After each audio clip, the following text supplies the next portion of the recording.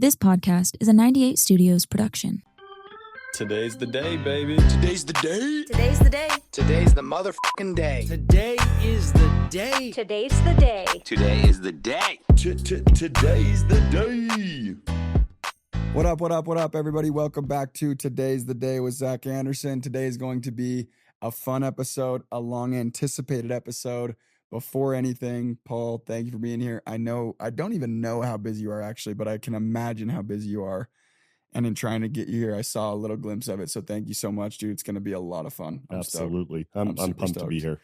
Everybody, we got Paul Dickson. If you don't know who Paul is, you are about to, and we're going to have some fun figuring out exactly who Paul is. But Paul, I guess to kind of roll into it and take it whatever direction we want to go, it's really like getting to know you is incredibly valuable, because where you sit right now and what you do is so impressive, but people go and create like a barrier of entry because they look at you as a different type of person than they are. And when they go and realize like you're just a normal dude, you just bust your ass, you go and do your very, like, it creates some type of inspiration that makes people feel like they can go and do things that are really cool as well. That's cool. Thanks. So I'm super curious, like, of your story. And I don't even know your story. I know a little bit. I know like the surface level, but like diving into the depth of who is Paul Dickson, where are you from, what was growing up like, and then we'll just kind of work through the timeline of your life and go through to all the way where you're at today. I like it. So let's who's Paul? Where are you from? Start at the beginning. Yeah. Well, first off, thanks for having me. Yeah. I don't get super excited about my day very often. And last night I actually had a dream. It was kind of a nightmare, actually, more. And I had a terrible podcast. So I'm a little stressed out now. So I'm excited to dive into it. You had a nightmare that was like, oh shit, I got to go sit with Zach for an hour and I have to sit with undivided attention. No, now I'm in the studio. I'm feeling good. Crack your liquid death and you'll be fine. You got a baby liquid death right there. How come you got the big one? Because I'm trying to assert dominance. You have two and I have one little one. I'm trying to assert dominance, and that's how I do it. Okay. I carry a big, you take the baby, I take the big. And I like this. That means I'm big dog here. Perfect. So I'm actually super proud. I grew up in Austin, Texas, and still have a ton of Texas pride. I have my 512 area code phone number from when I was in high school. Okay. And I've kept that phone number forever, just in case someone needs to find me. Same number. I like that. Grew up in like a very middle-class home. I have two brothers and two sisters. My parents were incredible. Still, some of my best friends are my parents. My siblings are some of my best friends. We're getting together tonight with a couple of them. 4th of July, like we get together a ton, hang out, have a ton of similar hobbies. We grew up near the lake, grew up going boating, really big sports family. Mm-hmm. Just a ton of love, a lot of support.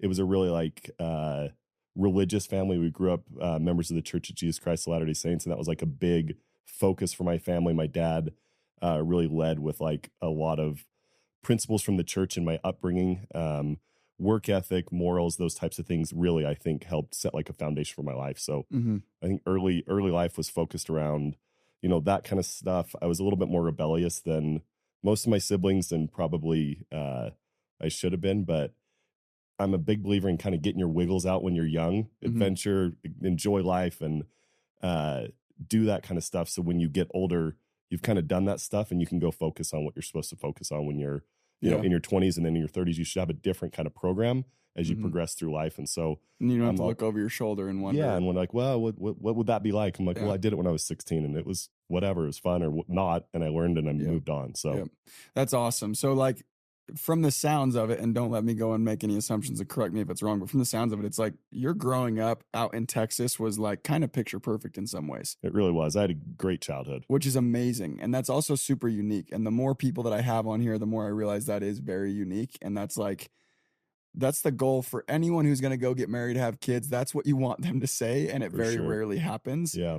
But there is always some point, and whether that was when you got rebellious or whatever it was, maybe you struggled with things, maybe it was too perfect and it was like, whatever it was, like, do you remember anything, I guess, pre-high school that was like a valley per se? Like man, this sucked. This felt like the end of the world in the moment. Hindsight's 2020 and you're like, dude, I had this freaking sickest childhood ever. It was awesome. Yeah. In the moment, though, putting yourself back in your shoes in that place, is there anything that you can think of or remember, or when did those things come, if not? Yeah, I think a couple like really transformational points for me was I remember a couple times growing up not having as much money as a family that I knew my parents wanted, or for sure that I wanted as a kid, to be able to go do things or family vacations or extra toys. And there was definitely a budget that was in mind a lot of years, and it was kind of a stressful dynamic in the home. Yeah. And that created like a fire in me. And I was like, I never want to not have money. Yeah. And it actually creates like I live a little bit scared and anxious around finances. And I'm like, I want to have cash. Yeah. And so it definitely created from like a young age, like a really strong desire to make money, save money, and get myself set up. Because I never wanted to like experience that. Yeah. My other question on that with you, because I think that's, I relate to that a ton. And I think that's like a big reason and a long-term chip on the shoulder for a lot of people who end up going and making money, is that they experience not having money. But there's two ways to perceive that. And I like breaking these things down because I like to understand where you get like your perspective at that age. Not right now, because your perspective right now is built through years and years and years of like grueling work environment. And getting into your later part of your story for me is super fun because I don't know the details of it and I'm excited to just pick it apart. But it's like, even then, your perspective of, oh, we don't have money, could have been viewed one of two ways, and maybe a few in between. One is, I'm never going to live this way when I'm older. Like, I'm going to make sure that doesn't happen, which is how you did. Or you could go kind of be a victim, which is how a lot of people are. You're at a disadvantage because you're not a trust fund kid. You didn't have the money, so you shouldn't go. Like, and to me, I don't know. And I guess it's kind of fun to try and figure out, where does that perspective come from of using that as like fuel rather than like making it seem like you are at a disadvantage. Yeah, an excuse. Yeah, I think growing up, my parents, I think, instilled in me and all of us like a really strong abundance mindset. Mm-hmm. And even when there was, like friction or whatever with money, like it was never like excuses. There was always solutions and always like options to go fix things. And I think in my life, like generally, I'm a pretty optimistic person. I see solutions more than obstacles. Mm. And whenever I used to interview people, I don't anymore, but I'd ask them, like, if you're trying to get from point A to point B, do you like identify all the reasons you can't get there, and that's how you'd like to approach something? Or are you the person that can find the like matrix through the web of issues and get to that thing? Yeah. And I actually think both people, I've come to realize, were really valuable.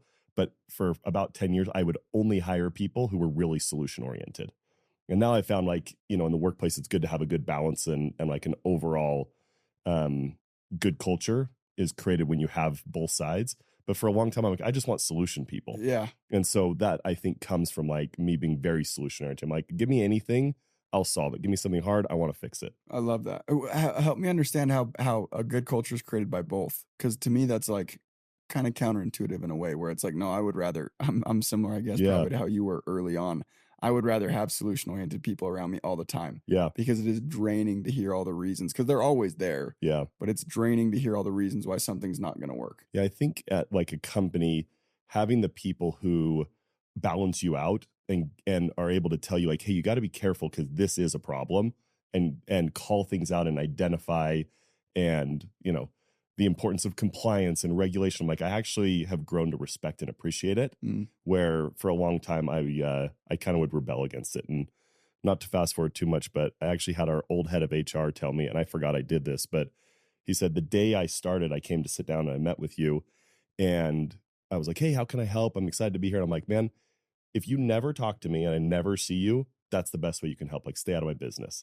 Like, who is that guy? Like, that's crazy. So that was me 10 years ago. Don't bring me any problem. Yeah, I'm like, there's no value in that like mindset perspective, and I've grown to like really appreciate it. That makes a ton of sense. I like that a lot, and I think that's golden. So, going back to your story, right? You're a kid growing up, Austin, Texas. Great family situation. Money's not where it could be, causes stress, everything like that. Then what was like junior high, high school?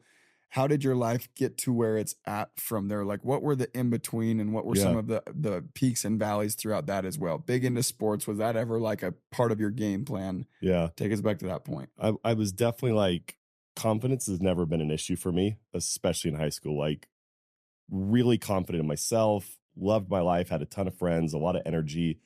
I loved pranks, like, and I still kind of do, but mischief and almost like vandalism. Like, I just loved that. Like, I was definitely like a mischievous teenager. Yeah. And kind of rolled with my older brother, and I were best friends. He's 18 months older than me. And he and I would roll together. We both had a group of friends and just had a blast, messing around and having a good time. That's all I've ever been arrested for is criminal mischief and vandalism. So that's all you should be arrested. Those are. I relate to you there, bro. Not my brightest moments. Yeah. So then life got kind of more serious. I graduated. I was young for my grade. And I think through sports, I played football, ran track, and wrestled.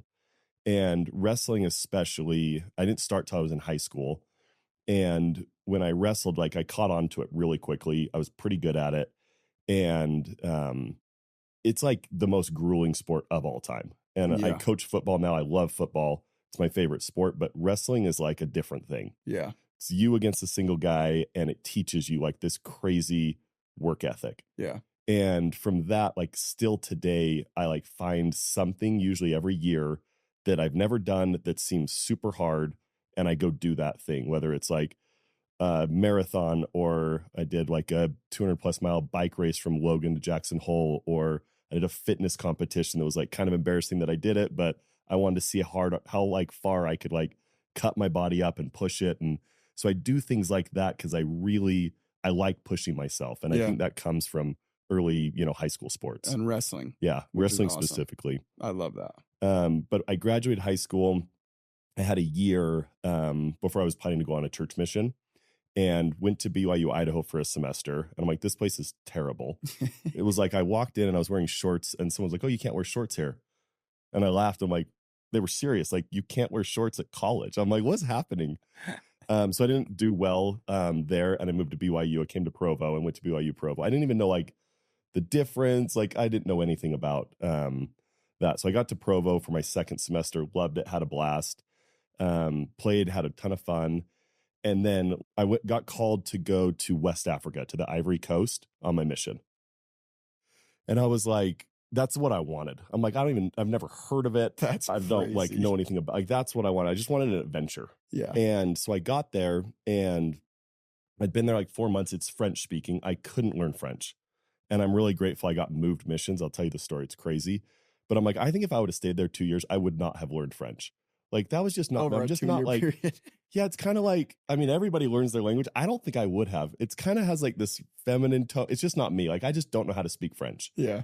And so after like being in country, I was in the MTC for 2 months, learned very little. 4 more months, like had, some amazing experiences, but the language was tough, man. And I'm like, to connect with these people. Did you learn very little because you weren't trying? Dude, or because I was you just all couldn't? in.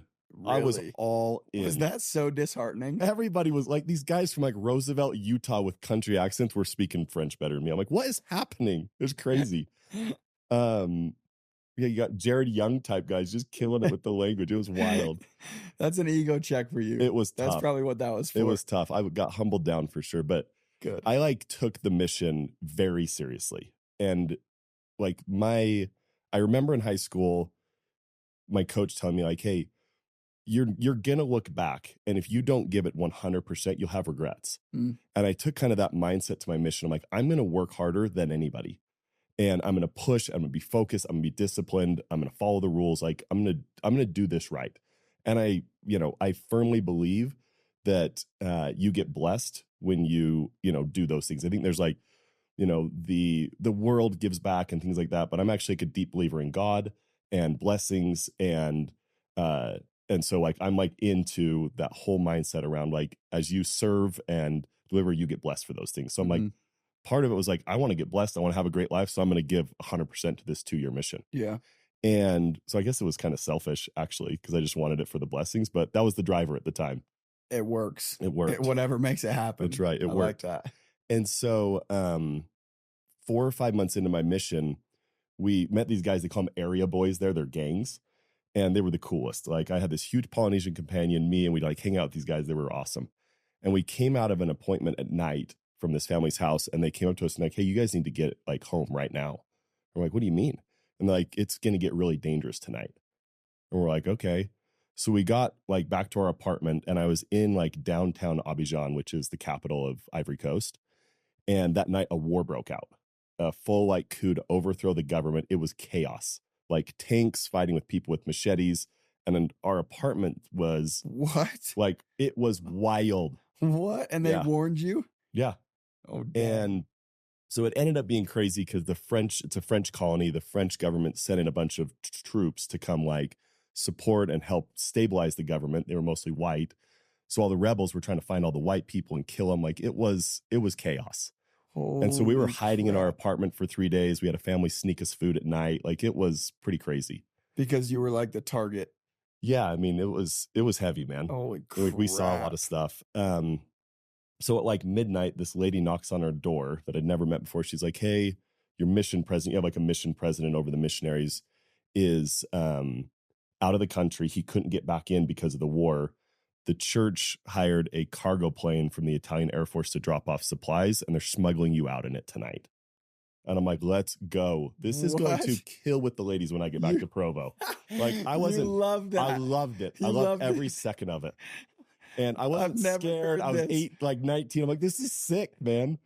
So I laid down where your feet go in the back of the car, like where you sit, your feet. I was laying down in that. We drove to the airport, like this, like airstrip. And we got out. There was a couple other, like mostly it was local missionaries that were serving there. There weren't that many Americans, but the other Americans got brought in by cars. We all kind of arrived around the same time. And there was this one guy who had shoe polished his face and arms so he like didn't stand out, and I was dying. But No, like a full grown adult man. another missionary, yeah. What a Just trying beast, to blend in. bro. Hey, What a times were tough. beast. Times were tough. Did you have any from that? Do you have any letters that you were writing home during that? Like, hey, I might die in this war. I don't think Or did I you think not I even journaled think- every day. I need to look. You need to go figure I that did out. journal every day, but That's psycho. it was wild. So we like sat in the back of this thing, held onto cargo nets, and flew to Ghana, What? which is a neighboring West African country.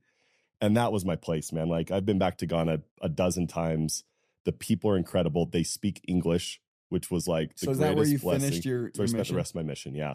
Oh, So that's Ivory so Coast, sick. Sierra Leone, Liberia, are kind of all the countries. How in that many mission. missionaries just bailed after that? Like, I'm going home. This is whack. I think we maybe I didn't hear about it. Like it was such chaos that I don't really know. I don't think anybody did. I think it was just like crazy. this was a ride or die group. Like that is it was awesome. We did some of my best buddies still. It was That awesome. has to be one of the top 3 mission stories I've ever heard. It was killer. That's was killer. dope. Literally. That's crazy. But so my new mission president, his name's Bob Gay. He's the founder of Bain Capital, a billionaire, like this incredible man.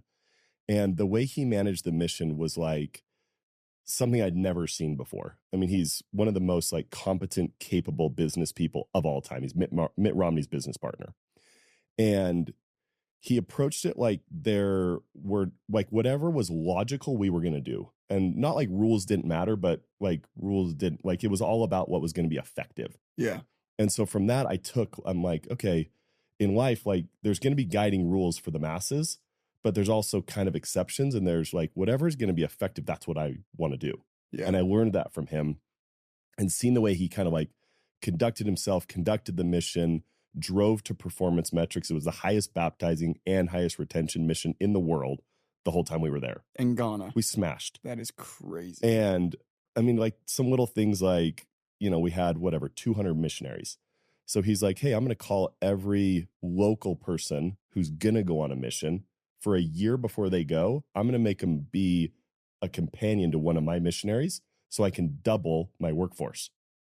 So That's you're dope. companions with non-full-time missionaries, branch missionaries. So you're like, your numbers like are exponentially better. Like he crushed it. And looking back, I'm like, dude, what a gangster. Gets out to the mission field and you guys just start dunking people Yeah. left and right. That's amazing. So it was awesome. That's so but from rad. that, like I saw money. Yeah. And I'm like, okay, I'm in like the pits of poverty. It's like grass huts, thatch roofs, like West Africa is like known as like the poorest area in the world. Yeah. And seeing like that crazy poverty. And I was in the culture, like they speak a language called Tree there. And I couldn't learn French, but I can speak that. And I could speak it. There was one other missionary who was better than me, Mm-hmm. but I was the second best. And very few people have ever learned that language that didn't grow up there that can speak it like I can speak it. Like if I meet a Ghanaian in New York, I will have him dying laughing, like That is so blow sick. their minds with the language. And for whatever reason, like that culture, those people, like I was in it. Like I was more African Clicked. than it just clicked. Yeah. I lived in the villages, like I ate with that. Like I just loved it. Mm-hmm.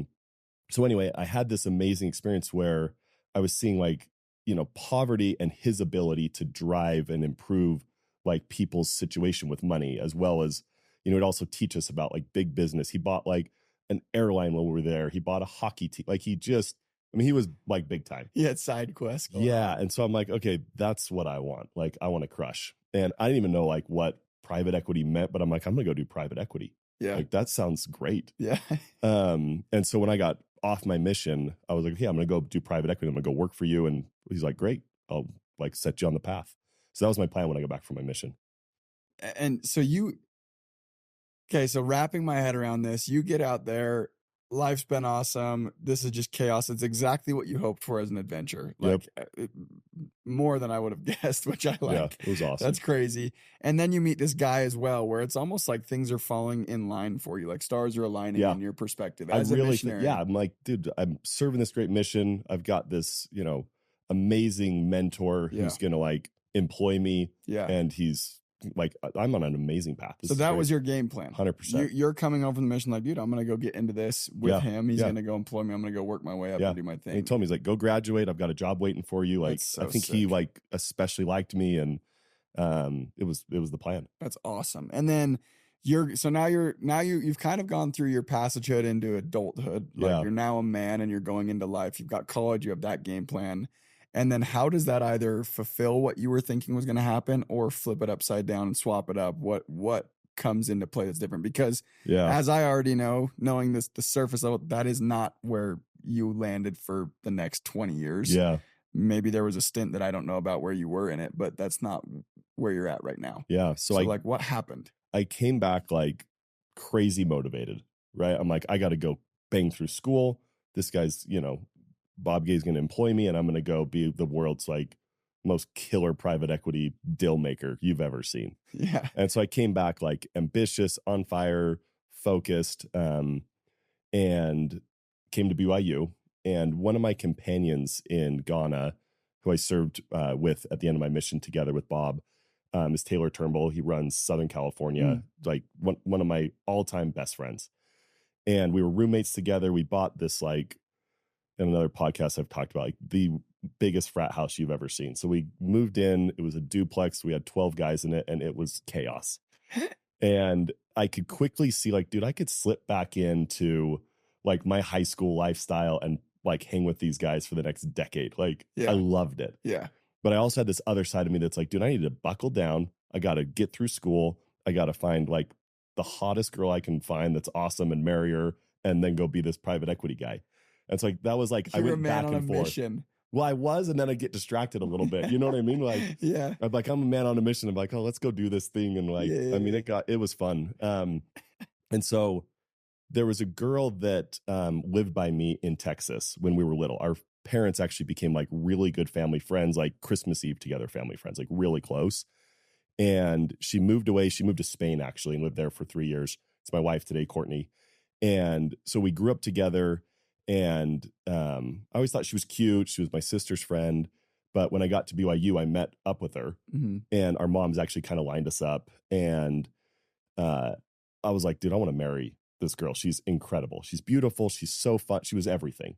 But I'm like, I want to dink around for like at least 3 or 4 years. Like I want to just like have some fun. Yeah. And so I didn't know what to do. But it was kind of like that was a really big turning point for me, deciding like, am I ready to go like chase this private equity, get married, like be an adult, or do I want to keep playing around?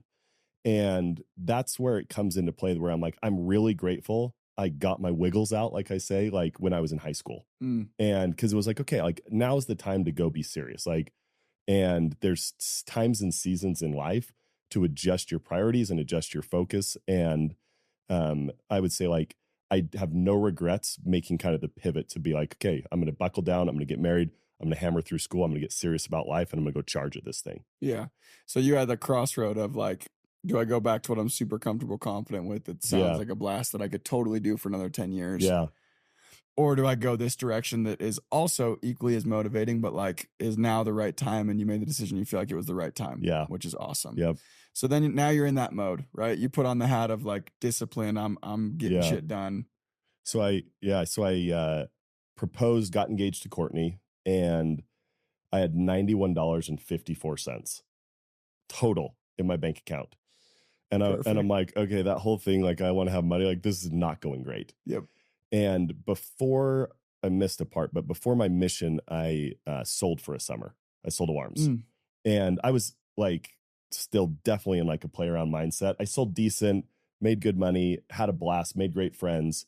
But when I got back from mission, I'm like, I don't want to sell again, because I got like, you've heard about back ends, and people don't get paid their back ends in alarms a lot. That's why you should sell solar, by the way, but whatever. So I'm like, I don't want to sell, but I want to make more money than just like an hourly job. Yeah. And so I was super motivated to start a company or find something that I could do that. So Taylor and I ended up starting a company in college. Okay. The second year, a year after we got back, we got married a week apart and started our company that same week. Yeah. And so, which is crazy. Like, you're so crazy. Like, he got married, he flew back from his honeymoon to my wedding. We were both married within 6 days, and then started our company on Were your on the wives seventh just day. like, oh gosh, what They are we loved up it. to, They're like, bro? these guys are gangsters. They loved us. We were such idiots. We didn't know anything. But we started this company called Meter Solutions, and it installed smart meters at people's homes. So everybody has a water, gas, and electric meter at their house, most people. And cities used to drive around and like send a dude to go like look at the meter, write down how much usage you had, go back, enter it in a computer, and then bill you. Yeah. And there was new technology that you could install a meter that would send a signal with the reading data to the city. So we're like, dude, let's go sell this to cities, and then we'll get teams of college kids to go install this stuff.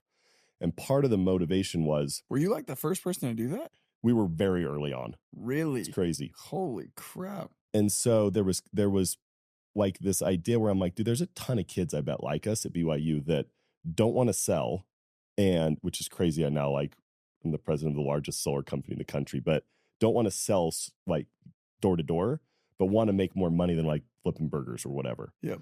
And so I'm like, what if we paid them piece rate, like variable commission? Every unit they do, they get paid. So if these guys want to go hustle and work hard, they could go make like 20 or 30 grand in a summer. Take the lid off and let them determine. That's and there was a lot of them where it's like, they just don't have the personality to articulate sales, and they're not good at that, but they're grinders. They can go work hard. Yeah. And so I'm like, I think we have like this niche. And so that was really what the business was built around, was this idea that we could go employ people to do that. That's crazy. And so we started it. And I mean, your podcast room is way nicer than our office. Like, we were hustling. We worked out of my office and just my house, and did all this stuff. But it'd be like, I'd answer the phone, like, oh, let me transfer you to the head of sales. And I'd like hand the phone to Taylor. Like, I was the receptionist. Like, we were hustling. And we started winning crazy contracts. And we were in college trying to do, school and this business, and it blew up. We started, a couple hundred employees, contracts all over the country. And we ended up winning this bid for 850,000 homes across Utah, Wyoming, and Idaho. And I'm like, dude, we are set. Like, this is amazing. Yeah. And so that kind of like gave us our start, and kind of like propelled us into like a bigger business, started growing the company. But dude, we made, I could talk for 5 hours about funny stories about that business. Like, we lost so much money on certain products. Like, it was chaos. It was a lot of fun. So this is what's really cool about that. This is what's really, really cool. And by the way, I think it's also really important. It's like the industry that we work in, and kind of the industry that you've been in for so long, it's very, very hard. And I'm not saying anyone's perfect, but I'm saying I know a lot of people who have competed against you, and not a single one of them have something bad to say about you other than you suck to compete against, which is really cool. And there's very few people that I've experienced that with in our industry. Todd Peterson's one of them. Alex Dunn's one of them. And Alex Dunn talks super highly of you. And the reason I bring up Alex is because when he was on here, he talks about everybody wants to go be an entrepreneur, and everyone goes and sits down with Alex and asks him, how do I do it? How do I go start a business? And he's like, you start a business. You like, just do it. That's how you be an entrepreneur. You go start a business, and then you realize how little you know. And then you go and learn, like you close that gap of what you don't know. And that's like, I think it's so important for people to hear stories where it's like, dude, you guys are signing. I don't know the worth of that contract or that bid for 850,000 homes. I mean, what would you guess that it was worth? Tens of millions. Tens of millions of dollars. And you guys are like kind of winging it on the phone. Like way more than kind of wing. We didn't have anything. I But shouldn't even say that. They're gonna be like, what? but that the I'm people still nervous. the people who got the bid were like, well, Yeah. I thought these dudes were legit. No, but the part that's so powerful and the part that I think is so valuable for people to hear, because primarily the people who listen to this are 21-year-olds Yeah. up into mid 30s, right? And people who are trying to go figure out, or maybe they're starting on the path and they're having massive doubts, or maybe they're also crushing and they just want to go and fill their brain with stories of other people who have crushed. It's like, that is so valuable for people to hear. It's like, dude, no one goes and starts something and it's just like perfect and you have everything figured out. And if you try and go figure everything out before you You'll never start start. something, you'll just never start. You've got to just start. Like, that is 100% the advice. And I think, I mean, for me, I had $91.54 and this smoke show wife that I wanted to keep. And so for me, failure was not an option. Yeah. And I had to figure it out. And so that same mentality of kind of like growing up, like, I liked competing. I liked doing hard things. I will not quit no matter what. Yeah. That was, I think, the perfect like personality trait for me as an entrepreneur, because I mean, we bid a job for a water meter, like a water meter project, and everybody just has a simple water meter. You bang it out, they're a couple $100 a meter. Yeah. But this bid had like, and they're 3/4 inch. That's Yeah. it, whatever. But this bid was like, okay, we've got 20,000 3/4 inch meters, 5 2-inch meters, 7 5-inch meters, and 2 8-inch meters. And I'm like, an 8-inch meter, like, let's get a bigger wrench. Like, how hard could that be? Yeah. So we didn't know anything. So we bid it like, okay, like $500 for the big ones. And we won the project. And they're like, hey, like, we understand you underbid these like big ones to win the contract. We loved your guys' approach. Like, you guys win the job. And we're like, okay, sick. So Taylor and I flew out there and we pull up and we're like, hey, can we see like the big one, like the 8-incher? An 8-inch meter is like a city, like wrap your head like around a redwood tree. You have to like dig up the, you know, when they dig up the road, Yeah. and like backhoes. I don't know how to drive a backhoe then. Like, Yeah. it was crazy. So we had to like cone stuff off, dig up roads, like waters. It was chaos. You And could me go and shut Taylor the are doing water that. down for the city. We did. Oh yeah. We smashed jobs because we had that mentality of like never quitting. We had the greatest workforce because these guys hustled. We banged out jobs. People would be like, oh, this job's going to take a year. And we would do it in 5 weeks. Like, we just hammered stuff. Yeah.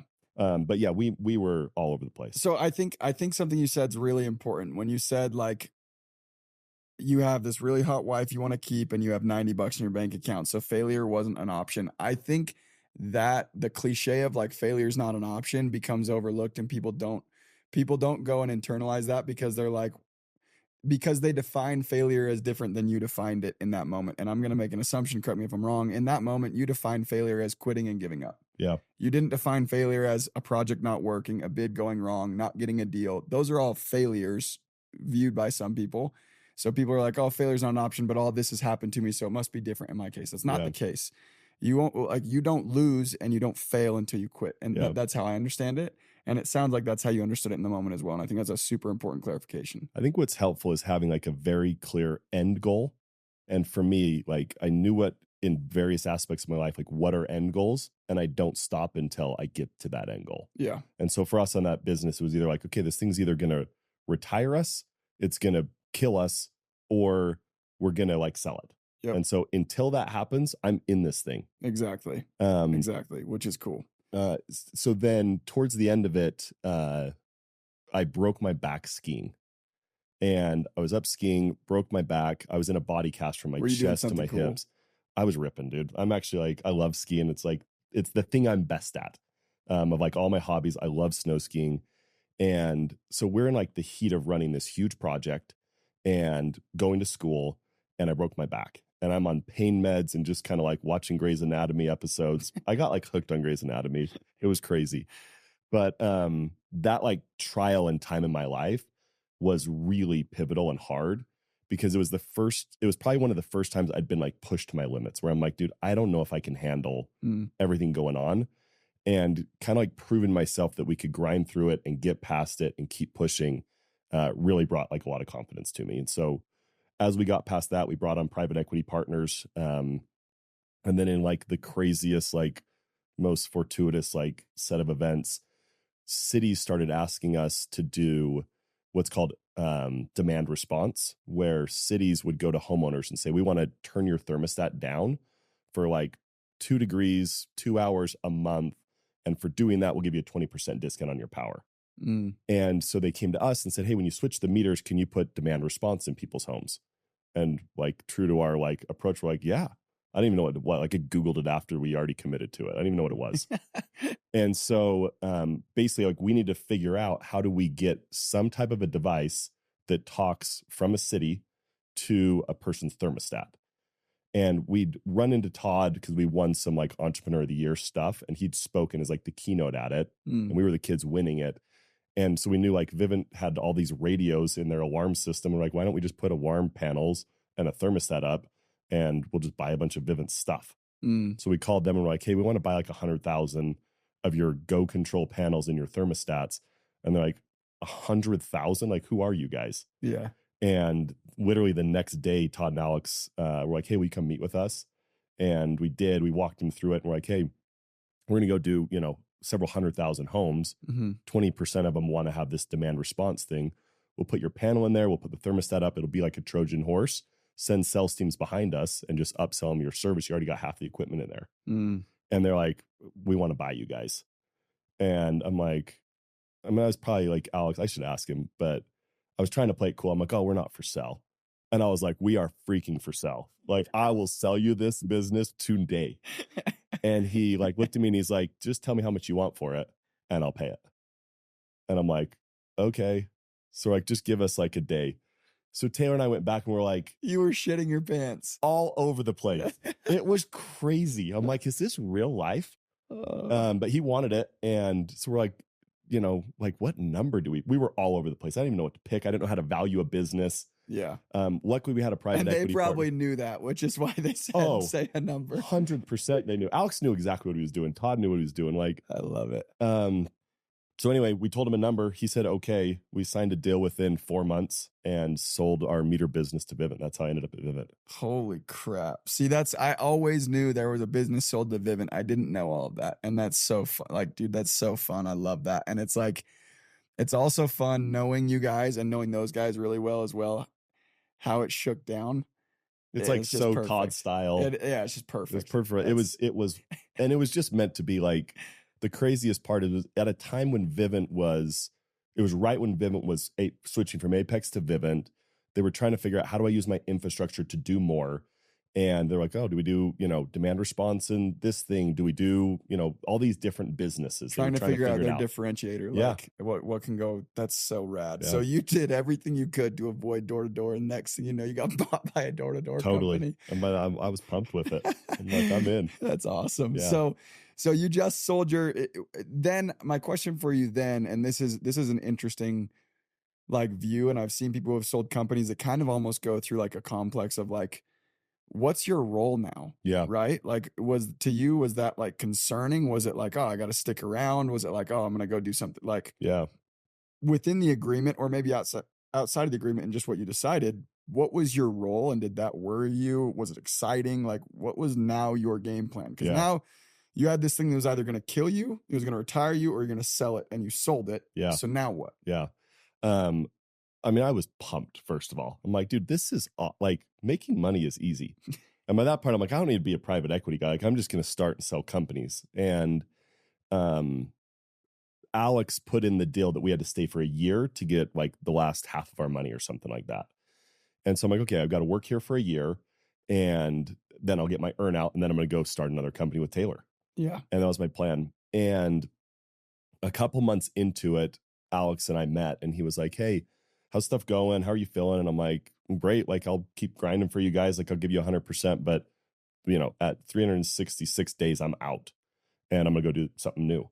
And he's like, let me give you some advice. You can have an amazing career here. You're not as good as you think you are. You could learn a lot here and then you could go be like very effective and wildly dangerous. But you should hunker down here and go learn. And I was like, dude, you're an idiot. I was so offended.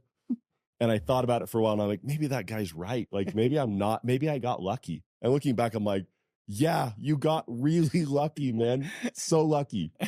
So I ended up crazy, but as Vivint was trying to figure out what to do, one of the ideas that a board member from Goldman Sachs had was to do solar. And it was ironically, he'd heard about Sunrun And he told Todd and Alex at a board meeting, like, hey, you guys should look at solar. And so they came back, and I was part of like basically the Skunk Works group for Todd and Alex, like new innovation inside Vivint. And so they brought this solar idea, and I did the original model on solar. And I'm like, dude, solar is a cash machine. Like that meter thing I did was stupid. This is a business. Like, it has a lot more zeros and is cool. Yeah. And so me and two other guys started Vivint Solar. There was an original banker, Tongi, who's at TPG, who was going to invest in the business. His credit committee shot it down. So he ended up coming and joining. He had so much conviction in it. So it was Tongi, this guy from Stanford, Taylor, and I.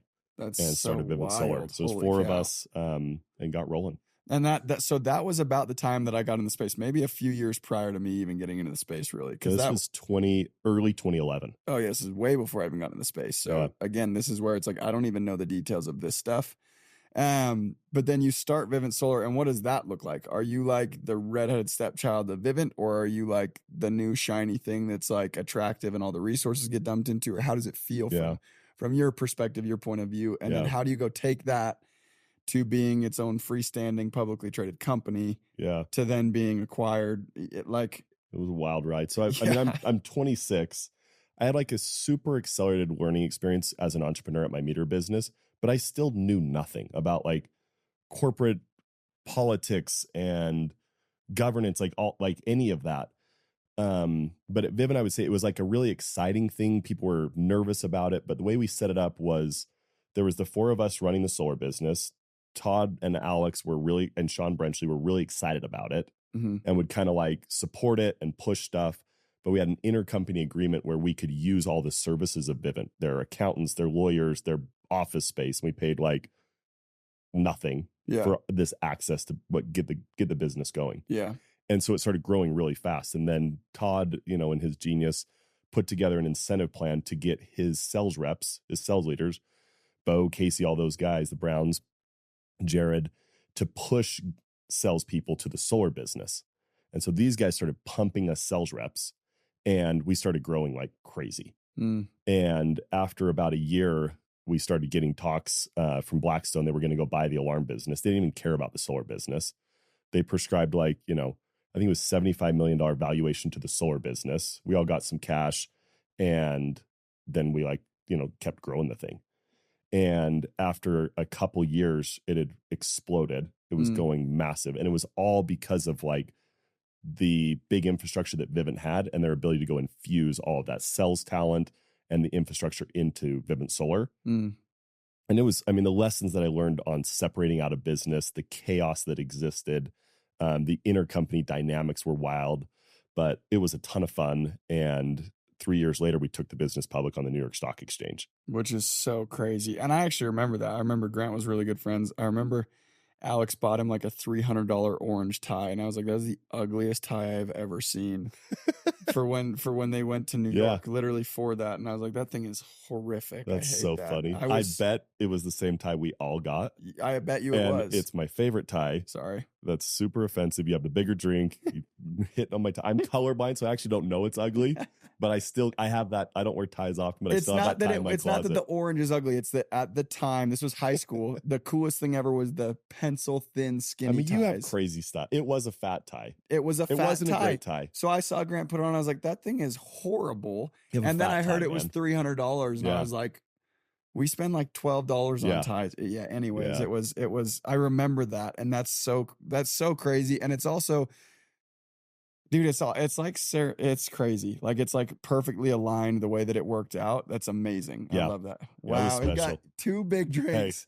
Two big drinks for the big dog. Here. For the big dog. Let's That's messed up. Hey, who's in charge now, Zach? I'm going to turn it over. You start asking me questions, I'm going to interview you from here on out. Dude, I love that. And then, so you go public. And I guess in my career, I haven't done any of this stuff, by the way, but even like benchmarks for me, sometimes I get there and there's imposter syndrome of like, what the hell am I doing in this seat? I'm not smart enough to be here.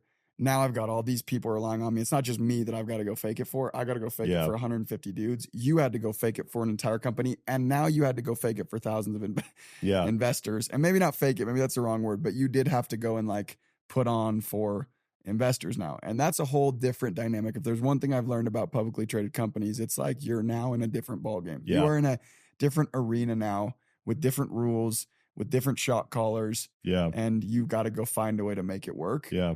And then going and then being acquired. And then the story after being acquired is one of my favorites of your story that I know, at least.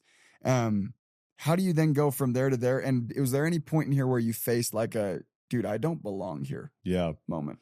You know, what's crazy is I think it's like I'm dumb enough and arrogant enough to not have imposter syndrome. I'm like, dude, I'm the guy. Like, we're doing this. I'm here. I'm learning. Like, we're in it. And I think people think that everyone has it figured out. And one thing I learned when I was an early entrepreneur, I got like really, I feel like, lucky exposure to some killer like entrepreneurs that had been successful. Todd being like namely one of them. And they were really honest with me. Josh James, I don't know if you remember Omniture Domo, like he was another early one back in that day. And they'd meet with us and give us advice. And they were like, look, I almost went out of business 2 months before I sold my company. Or, hey, I'm in charge of Vivint, this huge thing that looks like a rocket ship. It is chaos. And from that, I realized like, dude, no one has it figured out. These big companies, like we're like, no one is crushing it. It's always hard. It's always confusing. Get used to it. And so if you're like, oh, our business sucks because that's every business. Yeah. And it's kind of like families in life. Like no one has it perfect. Everybody has their stuff. Yep. Every business has their stuff. So like, don't feel like you don't have a winning idea or you're not doing well because it almost broke or it's not going great. Like that is life and that is business. Yeah. That's very, very cool. So before we dive into the next section, and I'm really excited for the next section, we're going to break this up, story advice. We're going to wrap up episode 1 right here. Cliffhanger, about to hear the story of taking the publicly traded Vivint Solar to being acquired to then the new role that you're in. And then I've got a ton of questions for you. So everybody, thanks for tuning in. Until next time. Thank you guys so much for tuning in today. As always, it was a blast for me. I hope you got something out of this. If you got something out of this video of value, share this with a friend and please go show your love. We're on all streaming platforms, including YouTube, Spotify, and Apple. Any ratings, comments, likes, shares, they go a very long way and they make it so I can keep doing these things for you. And I would appreciate it greatly. So please go share with a friend. Until next time.